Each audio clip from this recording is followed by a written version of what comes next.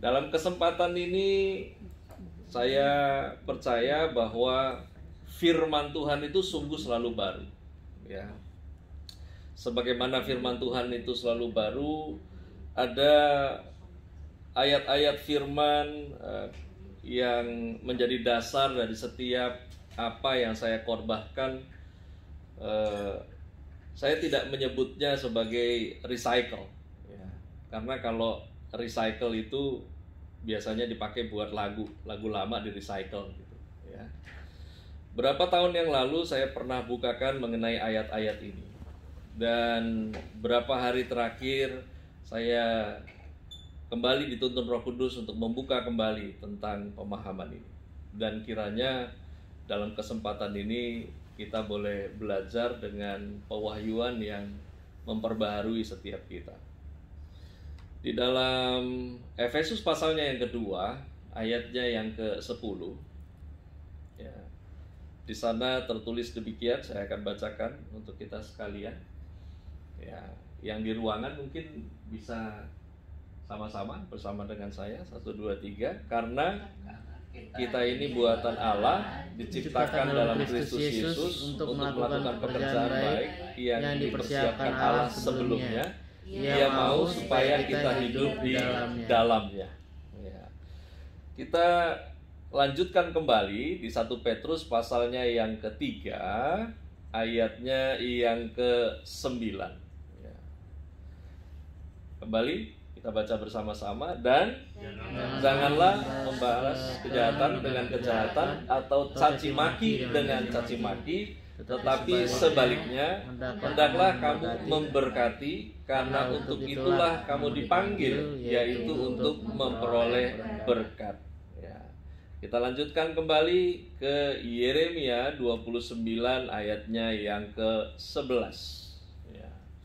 Baik, kita baca kembali bersama. Sebab aku ini mengetahui rancangan-rancangan apa yang ada padaku mengenai kamu, demikianlah firman Tuhan, yaitu rancangan damai sejahtera dan bukan rancangan kecelakaan, untuk memberikan kepadamu hari depan yang penuh harapan. Iya, yang di Zoom teksnya kelihatan ya. Ya. Baik, coba tampilannya diulang lagi. Dari Efesus 2 ayat 10. Sebelum Anda dan saya diadakan, ya, saya menyebutnya diadakan, ya, maka Allah sudah mempersiapkan pekerjaan baik untuk Anda dan saya lakukan. Dan Tuhan mau kita hidup di dalam pekerjaan baik itu. Lalu kemudian 1 Petrus 3 ayat ke-9 mengatakan bahwa untuk itulah Anda dan saya dipanggil. Karena itu kita diberikan blessing, restu dari Tuhan. Sehingga di mana Anda dan saya ada, harusnya Anda dan saya menjadi restu dari Tuhan untuk banyak orang. Sehingga kalau pada masa kini didengungkan istilah hadirat Tuhan, ya, ini seringkali gagal paham tentang pemahaman ini, ya, di mana hadirat Tuhan lalu kemudian digambarkan seperti selayaknya perjanjian lama. Ya, saya dalam perjalanan kemarin ada mengulang, ya, beberapa lagu rohani yang after mau closingnya tuh WL-nya bilang, engkau dahsyat di tempat ini, gitu. Ini kata-kata yang luar biasa, sekaligus bingung tapi sekaligus seru secara emosional, ya. Karena teriakan engkau dahsyat di tempat ini itu bangkitkan emosi. Tetapi kalau memang Allah itu dahsyat di tempat ini, berarti di tempat yang sana kagak, gitu, ya. Nah, percayalah bahwa Alkitab mengatakan Tuhan Maha Hadir, dan di dalam Kristus Anda dan saya dimeteraikan oleh Roh-Nya. Dengan demikian, harusnya bicara tentang hadiratnya adalah bicara tentang di mana ada Anda di situ, maka di situ Tuhan hadir. Harusnya begitu. Nah, di Yeremia 29 di sana tertulis, Anda dan saya dari melakukan pekerjaan baik yang Allah siapkan, Tuhan mau Anda dan saya hidup di dalam pekerjaan baik itu, lalu Tuhan beri bless buat Anda dan saya, dan kemudian Dia merancang damai sejahtera untuk memberikan kepada Anda dan saya hari depan yang penuh harapan. Dari semua yang Tuhan janji ini, maka mempersiapkan diri itu penting. Nah, Hanya saja kita harus mengerti bahwa yang namanya mempersiapkan diri itu bukan momentum, tetapi rupanya sebuah proses yang akan masuk ke dalam progres, yang di progresnya juga Anda dan saya akan kembali masuk pada proses untuk masuk progres yang berikutnya. Ya, pernah dengar ucapan yang mengatakan dari kemuliaan kepada kemuliaan? Pernah dengar itu ya? Ya. Rupanya itulah caranya. Ya, di dalamnya ada metode di mana Anda dan saya masuk kepada proses situasi yang kemudian kita melewatinya, harusnya kita mengalami progres, lalu kemudian dari kemajuan yang kita alami, kita masuk lagi dari proses yang baru lagi untuk masuk kepada kemajuan yang baru. Nah, dari mulanya Allah merancang hal-hal yang mulia bagi kita sebelum Anda dan saya ada. Nah, Allah juga menginginkan Anda dan saya mengalami rancangan yang telah Ia persiapkan. Nah, apa yang saya mau sampaikan saat ini adalah bukan hanya kita bersiap untuk rancangannya, tetapi juga bersiap untuk Tuhan itu sendiri. Karena dalam perjalanan hidup kita sedang menuju kepada apa yang Dia rancang, bahkan menjalani apa yang Dia rancang. Namun dalam perjalanan itu, Tuhan juga punya janji bahwa Dia akan on the way untuk datang kembali. Ya. Oleh karena itu, Matius 22 ayat yang ke-14 di sana disebutkan begini. Sebab banyak apa? Yang dipanggil, tetapi sedikit yang dipilih. Karena mereka yang siap sedialah mereka yang dipilih. Keselamatan itu digelar buat siapa aja yang mau percaya. Masalahnya menginginkan keselamatan itu, mengaminkan itu saja nggak cukup. Nah, keberhasilan hidup untuk Tuhan dan masuk dalam rancangannya, sekali lagi ini bukan masalah momentum, melainkan persiapan yang terus-menerus yang menjadi proses ketekunan di dalam 3 hal. Ya, ntar di hold dulu materinya. Dalam 3 hal di mana Anda dan saya harus masuk dalam proses ketekunan persiapan itu. Yang pertama adalah dalam hal memahami kasih karunia. Yang kedua, dalam hal kita merestorasi hati untuk jalan Tuhan. Lalu kemudian yang ketiga adalah proses ketekunan dalam hal kita menempatkan diri bersama dengan Tuhan. Nah, kita mulai yang pertama dulu, ya. Memahami kasih karunia. Yesaya 40 ayat yang pertama sampai dengan ayatnya yang kedua. Hiburkanlah umatku. Demikian firman Allahmu. Tenangkanlah hati Yerusalem dan serukanlah kepadanya bahwa perhambaannya sudah berakhir, bahwa kesalahannya telah diampuni, sebab ia telah menerima hukuman dari tangan Tuhan 2 kali lipat karena segala dosanya. Saya highlight ya, perhambaannya sudah berakhir, ya. Lalu kemudian kesalahannya telah diampuni. Dalam mempersiapkan diri, lalu kemudian memasuki sebuah kemajuan di dalam hidup ini, lalu kemudian dalam kemajuan itu kita diproses lagi. Anda dan saya harus makin hari makin paham akan kasih karunia, ya, bahwa melalui pengorbanan Kristus Anda dan saya dilayakkan menerima janji Allah. Mari saya mengajak kita mengucapkan ini bersama-sama, dilayakkan. Ya, lihat sebelahnya, bilang dilayakkan. Ya. Nah, yang ada di ruangan coba lihat sebelahnya, layak nggak itu? Ya. Ya, layak karena karya Kristus. Ya. Lihat mukanya. Kalau cuman karena muka kamu nggak layak, kalau cuman karena muka saya nggak layak, tapi karena Kristus kan dilayakkan. Nah, gini loh, memahami kasih karunia penting karena semangat sebagai pengikut Kristus sesungguhnya dipengaruhi oleh pemahaman siapa dirimu bagi Tuhan dan siapa Tuhan bagi dirimu. Ya, saya nggak lagi bermain filosofi, tapi ini penting. Ya, coba di next dulu. Ya, ya. Siapa dirimu bagi Tuhan, siapa Tuhan bagi dirimu, penting untuk dipahami. Ya, karena kalau pemahamannya jadi kusut, ya, maka Anda dan saya akan jadi orang yang mudah patah semangat karena nggak paham tentang kasih karunia. Sebagaimana kita nggak mampu melewati proses yang berurusan dengan orang-orang yang ada di sekeliling Anda dan saya, ketahuilah bahwa orang yang Anda nggak suka itu Tuhan sayang dia. Nangkep nggak ya saya ngomong? Ini loh yang disebut kasih karunia. Ya. Orang yang nyakitin kamu, Tuhan sayang dia. Ya. Nah, kalau Anda tidak paham tentang kasih karunia, kamu banyak kecewa. Ya. Karena maunya kita, ada yang nyakitin kita, kita doa, dia kesambar petir, kan maunya begitu. Ya. Kamu lihat kerja kerasmu lebih banyak, tapi yang sana kayaknya pinter-pinter banget enggak. Ya. Tetapi kok sepertinya mendapat lebih banyak. Ya. Iri hati muncul kalau Anda dan saya nggak paham tentang yang namanya kasih karunia. Nah, memahami kasih karunia yang berikut adalah bahwa di dalam Kristus, Anda dan saya adalah orang-orang yang terlanjur diberkati. Istilah ini muncul tahun 90-an. Ya. Ketika saya khotbah, Roh Kudus tuntun kata-kata ini.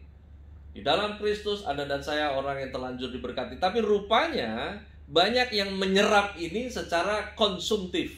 Ya. Oh, kalau terlanjur diberkati berarti bikin apa aja nggak akan kekurangan. Ya. Ini kan ngabur jadi pemahamannya. Ya. Sesungguhnya yang saya mau sampaikan di sini begini. Di dalam Kristus, Anda dan saya dimeteraikan menjadi miliknya oleh Roh Kudus yang diberikan kepada Anda dan saya. Nah, karena itu Roh Kudus adalah jaminan untuk Anda dan saya mengalami apa yang Tuhan sediakan. Nah, karena itu yang harus kita pahami adalah sebagai orang-orang yang disebut dengan istilah terlanjur diberkati, maka pencapaian akan tujuan Tuhan dalam hidup kita bukan tentang supaya kita mendapatkan itu. Ya. Saya sederhanakan beginilah, apa yang Anda dan saya buat yang baik, yang benar, itu bukan supaya Anda dapat sesuatu dari Tuhan, tetapi karena memang Tuhan sudah berikan semuanya buat Anda dan saya. Ya. Makanya beda konsep sama pemahaman kepercayaan yang lain. Ya. Dimana melakukan sesuatu supaya menjadi pantas. Tapi kalau kita di dalam kasih karunia, karena sudah dilayakkan, makanya melakukan segala sesuatu ya, bagi dia. Nah, menghormati hidup itu orang yang memahami kasih karunia. Saudara, menghormati hidup itu hanya milik mereka yang mengerti bahwa hidup adalah kemurahannya. Ya. Tadi sebelum ibadah mulai, saya sempat bikin pesan sedikit di rekaman 2 menit. Ya. Saya sampaikan dari Ulangan 8 ayat 11 yang topiknya adalah jangan melupakan Tuhan. Ya. Di sana saya katakan begini, jangan lupakan Tuhan buat yang lagi baik-baik saja, jangan lupakan Tuhan juga buat yang lagi susah. Ya. Ini Salomo pernah berdoa, dia bilang begini, Tuhan berilah apa yang menjadi bagianku, supaya kalau aku lapar aku tidak mencuri, supaya kalau aku kenyang aku tidak berkata siapakah Tuhan itu. Nah, hampir segala hal dalam kehidupan ini terlalu mahal untuk Anda dan saya dapatkan. Makanya ada istilah kemurahan, karena hampir semuanya dalam hidup ini kemahalan. Saya nggak bermain kata loh, ya, kemahalan. Kamu nggak bisa tentukan kapan kamu mau lahir. Ya, kalaupun mau akal-akalan, paling orang tuanya akal-akalan. Ya, dari estimasi dokter atau dari teknologi sesar, ya. Tapi apapun itu, kapan Anda mau ada di dunia ini kan Anda nggak bisa. Anda mau bayar berapa juga nggak bisa tentukan. Ya. Itu yang disebut dengan kemurahan. Ya. Bagaimana perjalananmu dari lahir yang nggak bawa apa-apa sampai sekarang mendapat apa-apa, itu harus dipahami bahwa itu terlalu mahal untuk Anda dan saya dapatkan. Dan luar biasanya Tuhan bawa itu semua ke dalam hidup kita. Nah, yang kedua, kalau tadi memahami kasih karunia. Ya. Jadi, kalau sudah paham kasih karunia, yang harus terus-menerus juga kita masuk dalam proses adalah masalah restorasi hati. Ya. Yesaya 40 ayatnya yang ketiga sampai dengan ayat yang keempat. Ada suara yang berseru-seru, persiapkanlah di padang gurun jalan untuk Tuhan, luruskanlah di padang belantara jalan raya bagi Allah kita. Setiap lembah harus ditutup dan setiap gunung dan bukit diratakan. Tanah yang berbukit-bukit harus menjadi tanah yang rata dan tanah yang berlekuk-lekuk menjadi dataran. Ya, saya tadi sampaikan di awal bahwa ayat ini udah beberapa tahun lalu saya pernah sampaikan. Namun izinkan pikiranmu dibukakan Tuhan dan hatimu diperluas untuk terima pewahyuan yang baru. Bahwa dari ayat ini kita dibukakan rancangan Tuhan yang tersedia buat Anda dan saya itu besar. Ya. Saking besarnya maka butuh infrastruktur yang juga besar. Ingat, menjaga hati itu bukan tugasnya Tuhan. Menjaga hati itu tugas kita. Ya.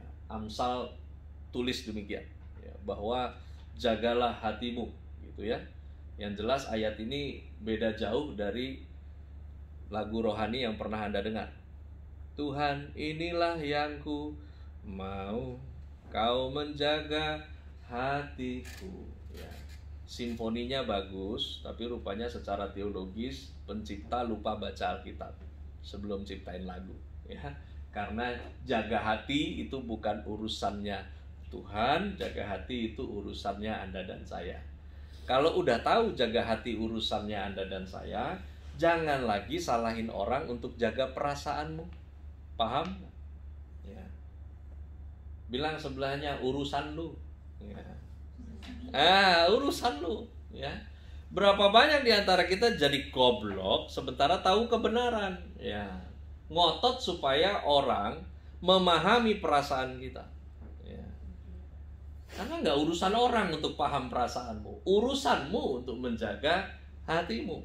Nah, ada beberapa di sini sebagai gambaran tekstur hati yang digambarkan dengan lembah, gunung, bukit, dan juga tanah yang berlekuk-lekuk. Mari restorasi hati dari minder. Minder itu berpendapat bahwa Tuhan itu nggak becus.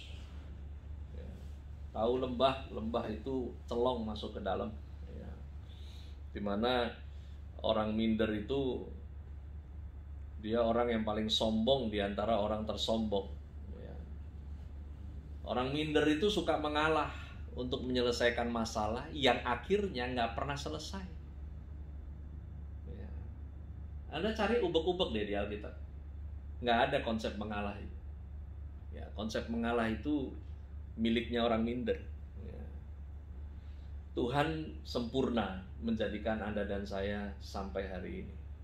Tuhan sempurna di dalam menyertai Anda dan saya sampai hari ini. Bahkan Tuhan sempurna ketika Dia memberikan apa yang Anda dan saya terima hari ini. Ya. Di mana Anda dibesarkan dalam sebuah keluarga, siapa kakak beradikmu, siapa orang tuamu, seperti apa anakmu, Tuhan sempurna untuk itu semua. Oleh karena itu, mari restorasi diri dari minder, di mana kita terus untuk paham, terus untuk ngerti, terus untuk mengolah lagi bahwa kita ini pribadi yang unik dalam keterbatasan. Justru hal-hal yang datang dalam hidup kita yang nggak bisa kita kontrol, itu bukti bahwa Anda dan saya memang unik kok dalam keterbatasan kita. Kenapa saya bilang unik? Karena justru dalam keterbatasan Anda dan saya melihat Tuhan tolong Anda dan saya. Lalu kemudian restorasi dari kesombongan. Kesombongan itu bentuk dari percaya diri. Makanya kita nggak akan pernah temukan di Alkitab tentang yang namanya percaya diri. Anda hanya akan temukan khotbah percaya diri dari para motivator, di mana sesungguhnya kedalaman seseorang untuk percaya Tuhan membawa diri kita justru menjadi kehilangan pijakan diri karena berserah yang aktif. Saya ulangi, kedalaman Anda dan saya percaya Tuhan harusnya membawa diriku kehilangan pijakan untuk kepedean. Ya. Ya. Ini bertolak belakang dengan konsepnya Alkitab, mau digabungin sama dunia nggak bisa dimix. Ya. Karena itu kalau percaya Tuhan mampu, ya, kalau Anda dan saya percaya bahwa Tuhan itu mampu, maka kita harus setuju dengan caranya Tuhan. Mari restorasi diri dari kesombongan. Nggak ada yang bisa kita lakukan di luar Tuhan. Lalu kemudian restorasi yang ketiga adalah tentang ketersinggungan. Fragile. Orang-orang yang kesenggol dikit pecah. Ketersinggungan itu adalah sikap seorang yang akhirnya mengantar dia menjadi terasing. Antisosial. Kenapa? Karena takut terluka. Sementara Anda dan saya dipanggil untuk jadi garam, untuk jadi terang. Gimana mau jadi garam, mau jadi terang kalau Anda sendirian aja? Ya. Karena harusnya kan ada berurusan dengan manusia yang lain. Ya. Oleh karena itu mereka yang nggak pernah terestorasi dari ketersinggungan selalu, kalau di pandemi ini kita kenal istilah yang akhirnya biasa kita dengar, carrier, pembawa, ya kan? Orang-orang yang nggak restor dari ketersinggungan itu jadi pembawa penyakit hati. Ya. Coba Anda lihat sebelahnya, OTG nggak ini? Ya, kalau virus bisa OTG tanpa gejala. Tapi kalau ketersinggungan itu nggak bisa OTG, itu kelihatan. Ya. Kalau satu orang nggak disukai banyak orang, itu mah biasa. Yesus kan juga begitu. Saduki tidak suka, kaum Farisi tidak suka karena kebenaran. Ya. Tapi kalau ada satu orang nggak cocok sama semua orang, ributnya sama semua orang, kan ini bukan OTG lagi, gejala sudah kelihatan. Ya. Karena itu, mari pulih dari ketersinggungan. Caranya adalah percaya pada otoritas Tuhan, bahwa Anda yang disakiti itu Tuhan punya, dan Tuhan gak pernah tinggal diam. Lalu kemudian restore dari kebohongan. Nah, ini yang satu ini memang hampir ada pada setiap orang, ya, dimana kebohongan itu mengorbankan kebenaran supaya, jadi banyak orang begini, supaya nggak konflik, bohong aja. Ya. Saya percaya bahwa kedamaian tidak boleh mengorbankan kebenaran, gitu ya. Karena memang Firman bilang gini, di mana tumbuh kebenaran, di situ ada damai sejahtera.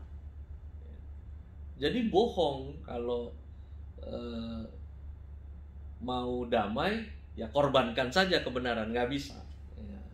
Tapi ya ini, hati penuh kebohongan itu biasanya karena over konflik. Ya. Udahlah, daripada ribut-ribut, nggak ada yang mau ribut. Kita mau benar. Kalau kebenaran dibukakan, terus ada yang ribut, berarti yang ribut yang nggak benar. Benar kan? Begitu ya. Kalau benar nggak ribut, iya kan? Ya. Yang akhirnya mulai berdusta lawan kebenaran. Ya. Itu orang-orang yang berdusta lawan kebenaran adalah mereka yang pengen menurunkan berat badan, akhirnya nyalahin timbangan. Kalau Anda mau nimbang cepat turun atau sesuai dengan berat yang Anda inginkan, gampang, nimbangnya pakai kalkulator. Ya. Kan angkanya bisa tekan sendiri. Ya. Kenapa jadi penuh bohong? Karena pengen nyenengin semua orang biar aman. Ya. Takut sendirian soalnya. Ya. Karena takut sendirian, kalau saya lah memilih mending sendirian bersama Tuhan lah, daripada rame-rame tetapi nggak bener. Ya. Ya. Karena ini kebiasaan model dunia begitu, ya. Takut sendirian, ya. Karena nanti kalau sendirian dia kesepian. Saudara, untuk restorasi dari kebohongan, mari ngerti, ya. Dan pengertian ini aplikasikan bahwa Tuhan nggak panggil kita untuk menyenangkan hati semua orang. Maka dari itu biasakan diri untuk nyenengin hatinya Tuhan, supaya hatimu penuh dengan kesenangannya Tuhan, sampai kita berada pada ambang yang kita seneng itu yang Tuhan seneng. Nah, yang ketiga itu menempatkan diri bersama Tuhan. Jangan dibalik ya. Menempatkan diri bersama Tuhan, bukan menempatkan Tuhan bersama dirimu. Wah, ada yang mulai mikir, semoga tambah pinter ya, jangan tambah on, ya. Ya. Menempatkan diri bersama Tuhan, ya. Jangan menempatkan Tuhan bersama dirimu, karena yang Tuhan itu Tuhan. Ingat tadi ketika kita belajar memahami kasih karunia, siapa Tuhan bagimu, siapa kamu bagi Tuhan, pemahaman itu penting. Karena kalau enggak, kita bukan jadi orang yang dipakai Tuhan, kita jadi orang yang make Tuhan. Kurang ajar kan, jadi orang yang make Tuhan.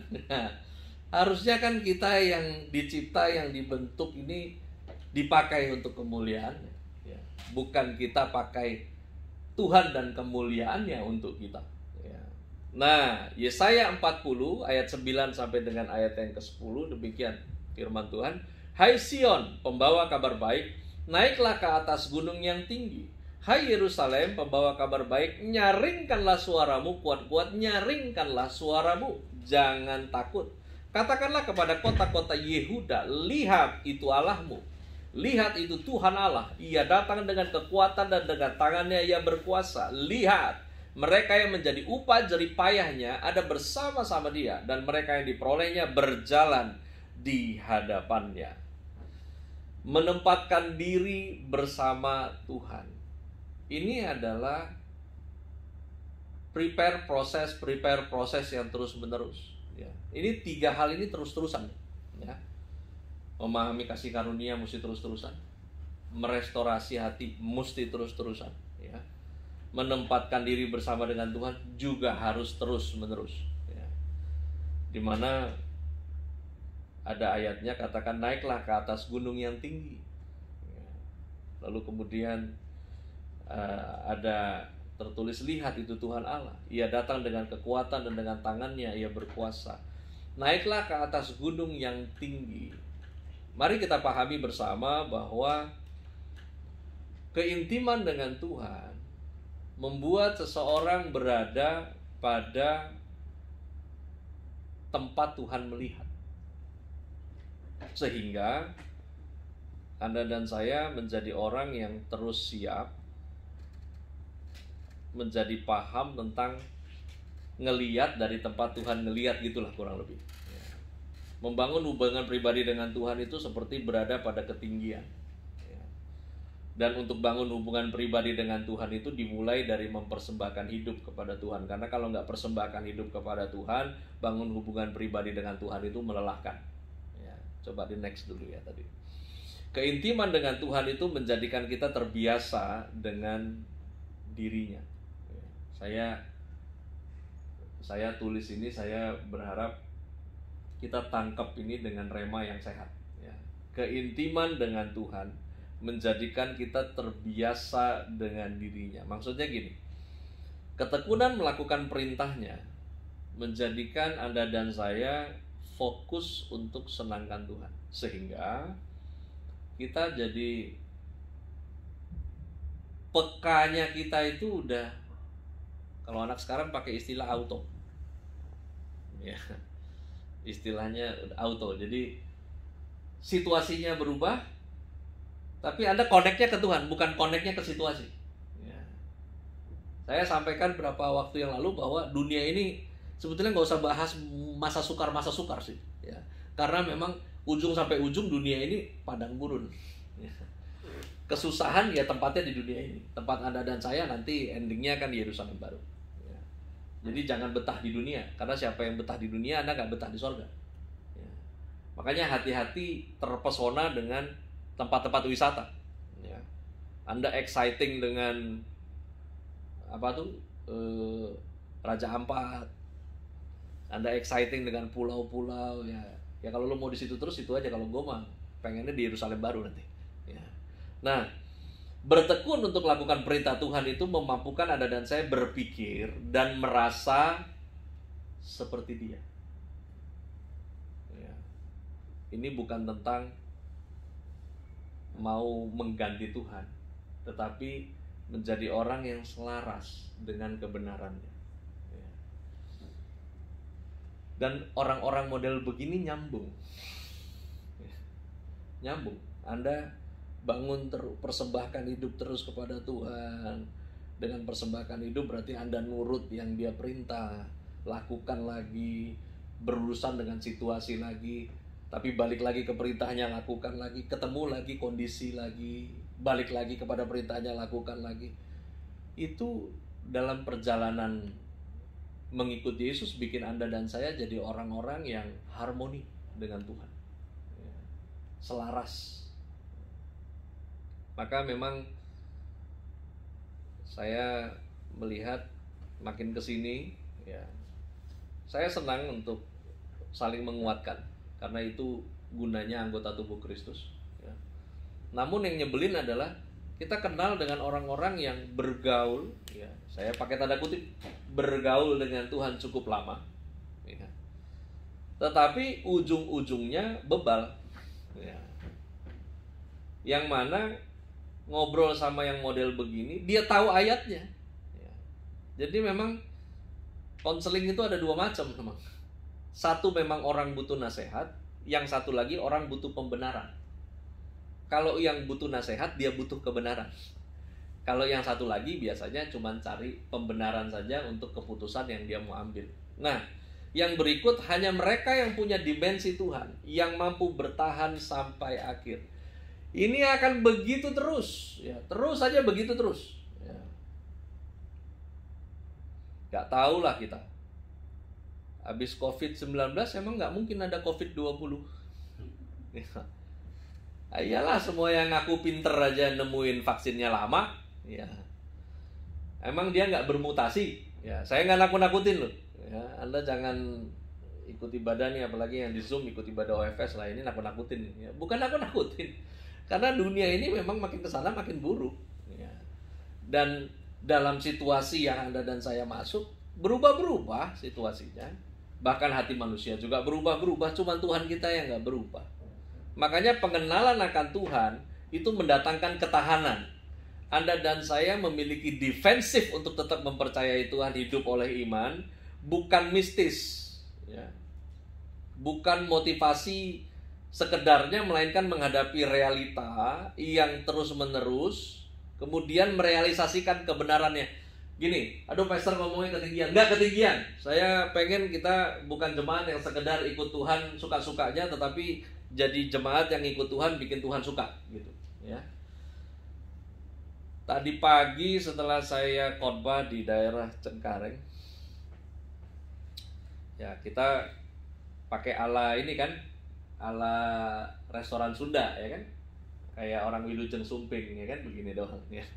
Jemaat keluar, ya Tuhan berkati, Tuhan berkati, Tuhan berkati. Ada satu bapak nih, saya tahu dah, ini nungguin gue nih kayaknya, ini bapak nih. Bener, dia yang lain keluar, dia tungguin. Pas dia deket, dia bilang, Pastor Jos, ada yang saya mau tanya. Ya.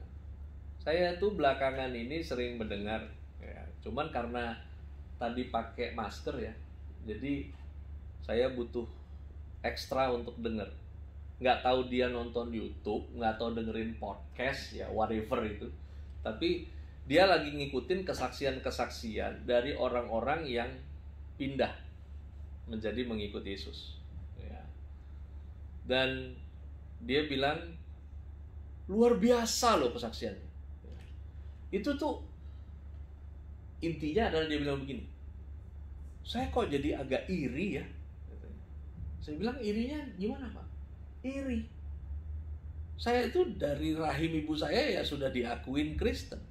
Tapi nggak pernah ngalamin kayak yang itu loh, yang pindah-pindah itu. Tuhan bicara langsung ke dia, dengar suara Tuhan bicara, ya. Di kamar Tuhan datang tampakkan diri, ya. Saya bilang, terus Bapak pengen kayak gitu atau mau bagaimana nih diskusi kita? Ya kok kita nggak bisa ya kayak dia, ya. Nah, saya bilang, terus kalau mau kayak dia mau apa, ya. Gini, saya sampaikan akhirnya begini. Ada orang-orang yang memang harus dibukakan Tuhan dengan cara yang seperti itu. Karena mereka punya area pemahaman di level itu. Nah, momentum itu nggak cukup untuk bikin Anda dan saya bisa berkemenangan sampai akhir. Saya bilang. Karena masing-masing kita kan punya kisahnya. Kenapa kita mulai, saya mungkin nggak pakai istilahnya bertobat lah. Ada titik balik di mana Anda dan saya mulai serius dengan Tuhan. Ada dong masing-masing. Ya. Dan biasanya jarang tiba-tiba kaya langsung titik balik, kagak. Tiba-tiba kaya dan tambah gelo biasanya. Ya. Ini kan macam-macam. Kecelakaan harusnya mati tapi nggak mati, ya kan? Ya. Bunuh diri nggak mati-mati. Ya macam-macam deh. Dari sakit, ya. Terus kemudian tiba-tiba hilang semua penyakitnya. Ya. Macam-macam, ya. Cuman saya bilang itu momentumnya. Ya. Tapi untuk kelangsungan kita berkemenangan sampai akhir, itu kan urusan hubungan kita dengan Tuhan melalui kebenarannya. Dimana kamu terus belajar, lalu kemudian apa yang kamu belajar kamu lakukan, dan ketika kamu lakukan, kamu ketemu situasi, dan ketika kamu situasi, kamu dihadapan dengan situasi, lalu kemudian kita harus memilih lagi ngikut Tuhan atau ngikutin situasi itu, ya. Karena kalau cuman mau yang begitu-begitu, bukan untuk dicari, itu memang momentum yang terjadi. Tapi kalau sekarang Anda jadi orang percaya, cari-cari begitu mau apa? Ya. Ya. Akhirnya kan kita jadi mistis. Ya. Saya bilang, Tuhan pernah bawa saya untuk melayani di daerah Bantul. Ya. Tahun 90-an itu, daerah itu sangat hijau. Ya. Dimana pekabaran Injil waktu itu terjadi lewat pelayanan kami, bukan lewat seminar, bukan lewat ya apologetika penginjilan buka ayat, nggak begitu, ya. Malah waktu itu terjadi di desa itu baptis satu keluarga, gara-garanya adalah permintaan mereka. Kalau Pak Pendeta bisa doain sapi yang kami punya ini udah sakit seminggu sembuh, ya kalau dia sembuh ya kami percaya Yesus, ya. Ya saya nggak pernah tumpangin tangan buat sapi, saya tumpang kaki, ya. Dan benar besoknya sembuh. 2 hari kemudian satu rumah dari 4 generasi ikut Yesus. Tapi kan nggak bisa menjadi sebuah patokan, ya. Karena selanjutnya adalah harus ikut Yesus dalam kebenarannya. Nah karena itu realita dengan terus-menerus praktekin kebenaran sampai kita ngerti bahwa Tuhan itu lebih realistis daripada dunia, ya. Tuhan lebih realistis daripada dunia ini. Oleh karena itu mari jadi siap. Karena sejak awal Tuhan itu udah rancang hal-hal besar dan mulia buat kita yang mengasihi Dia. Baik, 3 hal terakhir saya mau sampaikan. Yang pertama, bersiap dirilah supaya tidak kaget, ya. Bersiap dirilah supaya tidak kaget. Orang-orang yang intim dengan Tuhan seperti berada di ketinggian dan dia melihat apa yang akan menyerang dia dari bawah, ya. Seringkali mereka yang mengalami momentum dalam musim kehidupan itu bersikap keliru karena tidak siap diri, ya. Menjadi lebih mencintai berkat daripada sumber berkat, ya. Karena situasi yang Anda dan saya hadapi itu memang Tuhan mau bahwa Anda dan saya ngalamin peningkatan gitu. Kalau saya bilang peningkatan, otaknya jangan konsep ekspansi dunia. Ya. Peningkatan di sini adalah sampai di mana Anda jadi lebih cinta pada sumbernya daripada berkatnya. Ya. Berapa banyak akhirnya orang harus dilatih dengan kebangkrutan. Ya. Lalu kemudian ada lagi mereka yang nggak siap dalam momentum musim kehidupan ini justru jadi mengkhianati Tuhan karena kesusahan yang datang. Ya. Karena itu bersiap diri supaya nggak kaget.